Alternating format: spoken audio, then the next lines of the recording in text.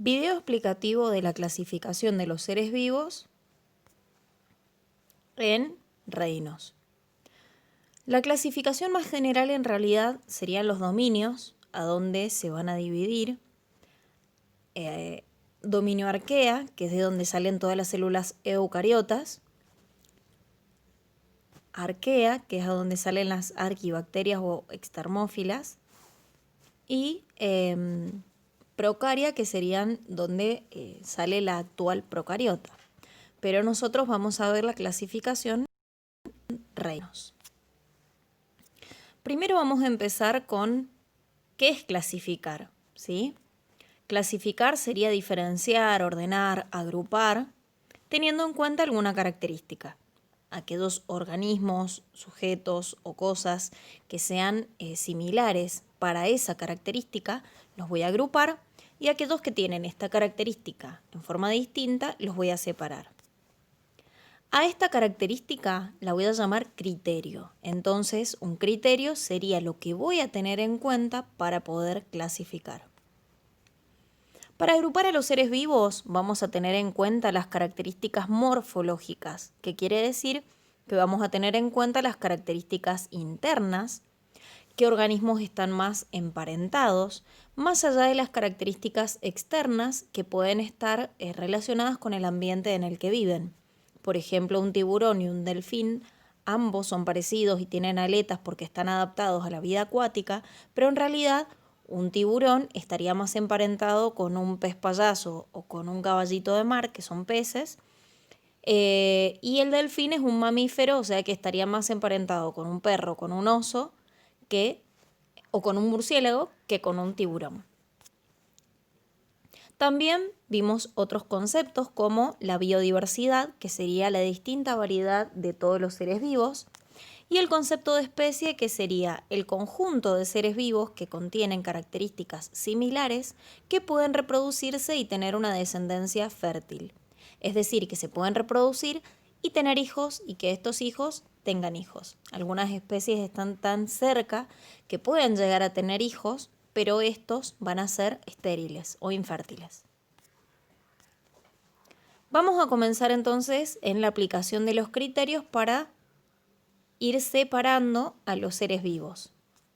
El primer criterio más abarcativo sería el tipo de célula. Tenemos dos tipos de célula procariota y célula eucariota. Acá obtenemos entonces un grupo o el primer reino, que sería el reino monera, el reino de las bacterias. Las bacterias pueden ser tanto autótrofas como las cianobacterias, o pueden ser en su mayoría heterótrofas, obviamente unicelulares porque es un tipo de célula muy sencilla. Dentro del grupito de las eucariotas entonces vamos a aplicar el segundo criterio, que sería el número de células. Entonces a las eucariotas las voy a diferenciar en unicelulares y pluricelulares. Acá volvemos a obtener otro reino, que sería el protista, formado por todas las eucariotas unicelulares. Los protistas también pueden ser tanto autótrofos como las algas comunes, como heterótrofos, amebas, paramecios, etc. Dentro del grupo de pluricelulares vamos a aplicar el tercer criterio, que sería la nutrición. Entonces, los eucariotas pluricelulares se pueden dividir en autótrofos, si hacen fotosíntesis o producen su propio alimento, y heterótrofos, los que no lo hacen. Acá obtenemos otro grupo, que serían los vegetales, ¿sí? Todos eucariotas pluricelulares autótrofos. Y dentro de los heterótrofos vamos a aplicar un cuarto criterio, que sería la digestión. ¿Qué es digerir? Sería el transformar los alimentos de sustancias complejas en sustancias simples. Por ende, los únicos que tienen digestión serían los heterótrofos pluricelulares con células eucariotas. ¿Cómo puede ser esa digestión? Y pueden desarmar el alimento internamente, o sea, dentro del cuerpo, o en forma externa. Quiere decir que desarman el alimento fuera del cuerpo y solamente absorben lo que necesitan. Y acá tenemos los últimos dos grupos o reinos, Los que comen o introducen el alimento al cuerpo para desarmarlo serían los del reino animal, y aquellos que desarman la comida fuera del cuerpo serían los del reino fungi o el reino de los hongos. Vamos a ver entonces, reino por reino, cada una de las características. El reino animal entonces está caracterizado por tener células eucariotas, son pluricelulares, son todos heterótrofos y tienen digestión interna, y es el único reino que se desplaza. Se van a clasificar en vertebrados, aquellos que tienen columna vertebral y huesos, o cartílago, y los invertebrados que no poseen ninguna. Vamos con la clasificación del reino animal entonces. Los animales vertebrados son aquellos, están divididos en los 5 grupos. Peces, aquellos que tienen escamas, tienen respiración branquial, o sea que respiran el oxígeno del agua. Tienen reproducción externa, se unen las células sexuales masculinas y femeninas en el agua. Pueden ser peces óseos, como en el caso recién nombrábamos el pez payaso y el caballito de mar, o peces cartilaginosos como los tiburones y las mantarragas. Un pasito más afuera del agua tenemos anfibios que tienen la piel desnuda, que necesitan sí o sí de la humedad del agua, no pueden estar fuera del agua mucho tiempo. Su respiración es el oxígeno del aire a través de la piel y a través de los pulmones. Tienen una reproducción externa, quiere decir que se junta el macho y la hembra para juntar las células sexuales, y los huevos deben ser colocados en el agua, carecen de cáscara. Más allá del agua tenemos entonces los reptiles, que ya poseen escamas, que tienen respiración pulmonar, tienen reproducción que puede ser interna o externa, ¿sí? Hay algunos que tienen reproducción externa, pero muchos otros que ya tienen reproducción interna. Se juntan las células sexuales femeninas y masculinas dentro del cuerpo y colocan sus huevos con cáscara en la tierra. Entonces, un ejemplo es la tortuga de mar, que la tortuga de mar, a pesar de que vive en el agua, sale a la playa para poner los huevos en la tierra. Las aves, que poseen plumas, tienen pico, tienen respiración pulmonar y tienen también sacos, tienen un sistema respiratorio muy complejo que obviamente ayuda al caso de las aves que vuelan y que nadan. Tienen reproducción interna, son ovíparos, quiere decir que ponen huevos, y los huevos también poseen cáscara.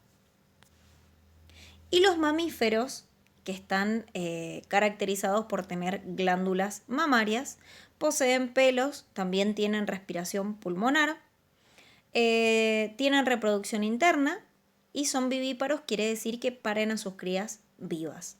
Los mamíferos son los únicos que se han adaptado a vivir tanto en la tierra como en el agua y como en el aire.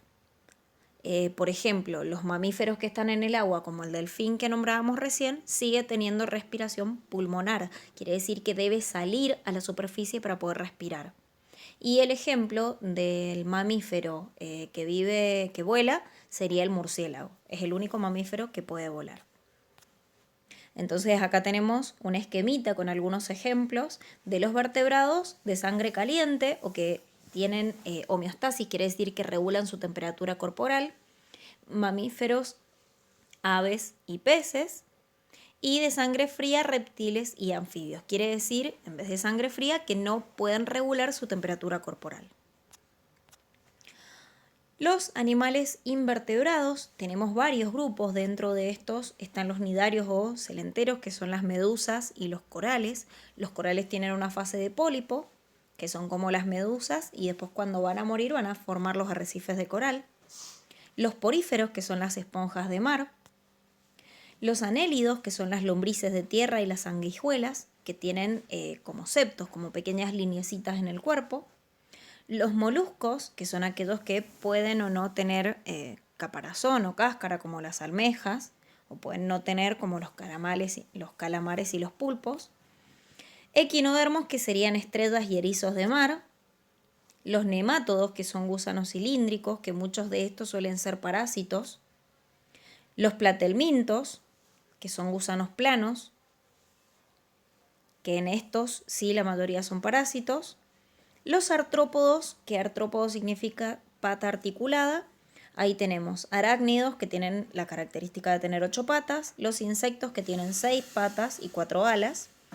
Los crustáceos, muchos de los cuales se encuentran en el mar, el cangrejo, por ejemplo, o el bicho bolita que se encuentra en la tierra, y los miriápodos, que son los 100 pies, 1000 pies, etc. Acá tenemos algunos ejemplos de invertebrados, anémonas, medusas, corales que están dentro de los nidarios, esponjas en los poríferos, las lombrices en los anélidos, caracoles, almejas y pulpos o calamares en los moluscos, estrella y erizo de mar en equinodermo, y dentro de los artrópodos, crustáceos, arañas, 100 pies, 1000 pies e insectos. Pasamos al reino vegetal. El reino vegetal tiene célula eucariota, son todos pluricelulares y son todos autótrofos. Podemos tener entonces con tejidos o con básculas, con conductos, los no vasculares, que no tienen conducto ni tejido, que serían las briófitas, por ejemplo los musgos, y con tejidos y vasculares, quiere decir que tienen conductos, aquellos que tienen semilla o no tienen semilla, y dentro de los que tienen semillas podemos encontrar con fruto o sin fruto.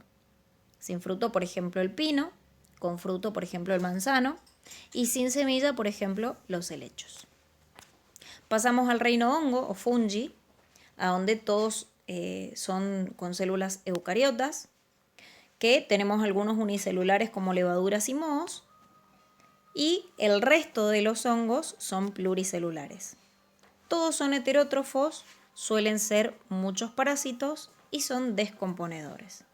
Entonces acá tenemos los hongos unicelulares, por ejemplo las levaduras, que van a descomponer las sustancias orgánicas de complejas en simples para la fermentación. Esto se utiliza mucho para la industria. Y los pluricelulares tenemos las setas, que son aquellas, el típico honguito de sombrero. Y tenemos también el moho, que estaría dentro de los descomponedores, a donde van a crecer sobre la materia orgánica. Reino protista, también eucariotas, también todos unicelulares. Algunos son autótrofos como las algas y otros heterótrofos como amebas y paramecios. Y acá tenemos algunas diferencias, obviamente se clasifican, hay distintas variedades, pero todos son unicelulares. Reino Monera entonces son los únicos que tienen células procariotas, está formado por las bacterias, son todos unicelulares. Algunas especies son autótrofas como las cianobacterias o algas verde azuladas, aunque la mayoría son heterótrofas. Y se van a clasificar según la forma. Si son redondeados, estirados, y como no pueden formar seres pluricelulares porque son muy sencillas, pueden formar colonias. Por ejemplo, los estreptococos son colonias, agrupaciones de individuos de cocos. Y alguno de los usos que les preguntaba, por ejemplo, es que para saber que además de que producen enfermedades, las bacterias también pueden ser utilizados para la fabricación de alimentos como el yogur. Se utiliza para la fermentación y para la elaboración de un montón de sustancias alimenticias. Se utiliza para la industria farmacéutica, para la elaboración de vacunas, de medicamentos.